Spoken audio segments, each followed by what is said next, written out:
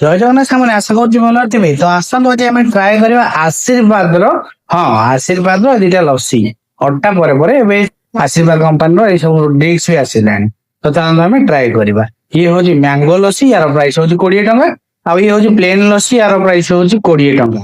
ତାକୁ ଆମେ ଦେଖିବା କେମିତି କଣ ଟେଷ୍ଟ ଅଛି। ତା ପୂର୍ବରୁ ଯଦି ପ୍ରଥମ ଚ୍ୟାନେଲ ସବସ୍କ୍ରାଇବ କରନ୍ତୁ ରିଭ୍ୟୁ ଭିଡିଓ ପାଇବା ପାଇଁ, ଆଉ କମେଣ୍ଟ କରିବେ ୟାକୁ ଆପଣ ଟ୍ରାଏ କଲେ ନାହିଁ, ଆପଣଙ୍କୁ ଟେଷ୍ଟ କେମିତି ଲାଗିଲା। ତ ଚାଲନ୍ତୁ ଆମେ ଟ୍ରାଏ କରିବା। ତ ଏଇ ଯୋଉ ପ୍ଲେନ ଲସି ଅଛି ୟାର ଟେଷ୍ଟ ସ୍ମୁଥ ଅଛି, ମାନେ ଏତେ ହାର୍ଡ ନାହିଁ, ମାନେ ଏତେ ଖଟା ଆପଣ ପାଇବେନି କି ମିଠା ଅଧିକା ପାଇବେନି, ଠିକ ଠାକ ଅଛି। ୟାକୁ ମୁଁ ରେଟିଂ କରିବି 3.5।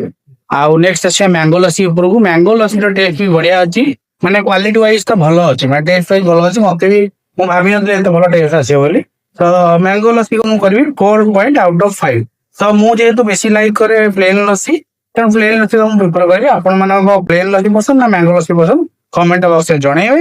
ଦେଖାହବ ଆପଣଙ୍କୁ ଆଉ ଗୋଟେ ଭିଡିଓରେ।